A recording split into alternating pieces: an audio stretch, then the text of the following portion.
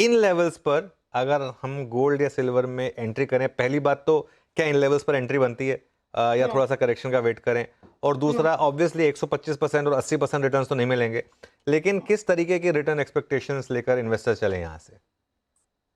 अनुज, अब जो जो गोल्ड और सिल्वर का जो एक जगह है इन्वेस्टर्स के पोर्टफोलियो में, मैं ये मानूंगी कि इनको आप रिटर्न्स, ऑब्वियसली हम जब इन्वेस्ट करते हैं तो रिटर्न्स का ख्याल तो रहता ही है कि इसमें से कितना रिटर्न्स छूटेगा।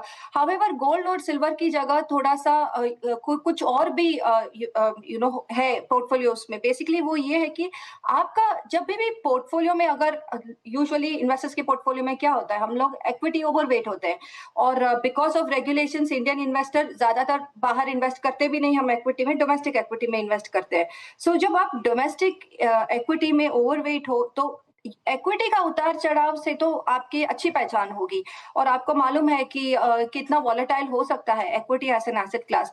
हमने ये देखा है डेटा से और बैक टेस्टिंग से कि अगर आपका एक पोर्टफोलियो है जो आज की तारीख में इक्विटी और डेट से बना हुआ है, डेट आप चाहे एफडी में रखे हो, चाहे आप उसको म्यूचुअल फंड्स में रखे हो, 10 ईयर जीसेक में रखे हो, जहां पर भी आपने रखा हुआ है, उसके साथ अगर आप गोल्ड और सिल्वर जोड़ दें तो जो आपका जर्नी है, उसकी जो उतार चढ़ाव है, जो वॉलेटिलिटी बोलते हैं उसको, वो कम हो जाता है और बहुत ही सिग्निफिकेंटली कम होता है। मतलब अगर मैं नंबर्स थोड़ा सा यहाँ शेयर करूं तो पिछले 10 साल की जो वॉलेटिलिटी अगर हम देखें, आपने अगर सिर्फ इक्विटी ले लिया और आपने इक्विटी, डेट और गोल्ड एंड सिल्वर का कॉम्बो देखा तो वॉलेटिलिटी फॉल्स बाय 6%। मतलब इक्विटी ने अगर 16% की वॉलेटिलिटी आपको दिखाई तो ये कॉम्बिनेशन पोर्टफोलियो आपको सिर्फ 10% की वॉलेटिलिटी दिखाता है। ऑफ कोर्स जो रीसेंट रिटर्न्स आपने देखा है, जैसे आपने बोला 100% से भी ज्यादा सिल्वर में,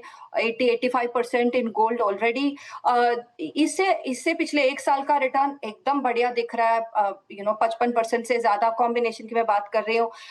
आपका 3 साल का रिटर्न भी बहुत बढ़िया दिख रहा है, 35% दिखा रहा है, जबकि आपका इक्विटी शायद 3 साल में 15-16% दिखा रहा होगा आज की तारीख में। बट मैं एक हम्बल रिक्वेस्ट करना चाहूंगी कि आप प्लीज पास्ट रिटर्न्स देख के, दो चीजें, पास्ट रिटर्न्स देख के मत इन्वेस्ट कीजिए ये उम्मीद करते हुए कि आगे भी आपकी ये रिटर्न्स ही आएंगी। पास्ट रिटर्न्स देखिए, डरिए भी मत कि इतना रिटर्न्स आ गया है तो क्या this is the right time और should I wait for correction. मेरे हिसाब से टाइमिंग करना बहुत ही ज्यादा मुश्किल है, अच्छे अच्छों से नहीं हो पाया है टाइमिंग। सिल्वर ही देख लीजिए आप, पिछले 1 महीने से चल रहा है कि टॉप रीच हो गया, ये लंदन के स्क्वीज के बाद भी फिर से एक नया टॉप आ चुका है, तो शॉर्ट टर्म प्रेडिक्शन करना थोड़ा मुश्किल है। देयरफॉर आप इनको इस नजरिए से देखिए कि ये आपके पोर्टफोलियो के उतार चढ़ाव को आयन आउट कर रहा है, आपको टू अ लार्ज एक्सटेंट एक स्मूथ राइड दे रहा है। Obviously that's one way of looking at it, एक तरह से आप इसको ऐसे देख के ऐड कर सकते हो। देयरफॉर टाइमिंग का सवाल अगर आप हमसे पूछते हो तो मैं कहूंगी कि आपके पोर्टफोलियो में आज गोल्ड और सिल्वर नहीं है तो प्लीज वेट मत करिए, इसको ऐड करिएगा। आपके पोर्टफोलियो में आपके एसेट एलोकेशन के हिसाब से ऑलरेडी गोल्ड एंड सिल्वर है, तो there is no reason to add, आप इसको रखिएगा। अगर आपको लग रहा है कि एकदम हाई कन्विक्शन व्यू है कि नहीं, मुझे तो ये मुझे पता चला है, रिसर्च मैंने किया है कि गोल्ड एकदम और भी आगे अच्छे से उसके प्राइस इंक्रीज होगी, सिल्वर की भी, and you want to add, तो आप ऐड कीजिए, बट उसको एसेट एलोकेशन को बनाए रखिए।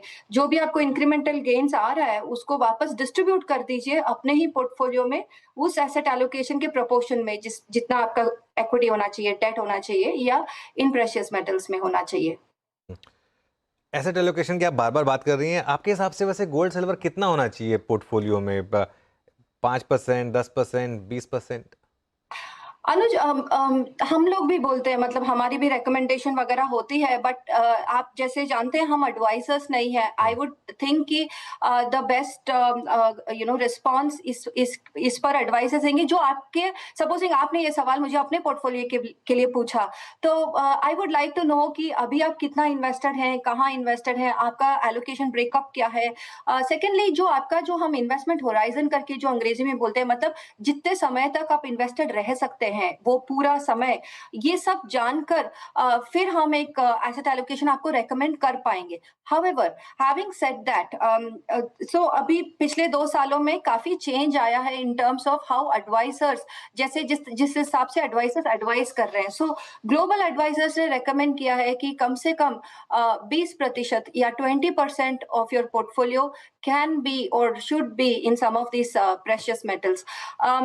एक बहुत ही ज़रूरी चीज़ है जो यूज़ है इन प्रेशियस मेटल्स का, वो ये है कि वो इन्फ्लेशन को बीट करते हैं। दे गो इन लाइन विथ इन्फ्लेशन। इसका मतलब ये हुआ कि अगर दुनिया में इन्फ्लेशन चल रहा है, तो ये मेटल्स आपको वो रिटर्न देंगे जो आपको एक इन्फ्लेशन हेड्ज बने रहेंगे, प्रोटेक्शन देंगे। अभी इन्वेस्टमेंट पोर्टफोलियोज में सबसे ज़्यादा रिस्क आपका चॉइस ऑफ फंड मैनेजर का नहीं है, चॉइस ऑफ सेक्टर का नहीं है, चॉइस ऑफ बिज़नेस का नहीं है। आई थिंक सबसे बड़ा रिस्क ये है कि इन्फ्लेशन को बीट करने वाले रिटर्न्स क्या आप लंबे दायरे तक बना सकते हैं।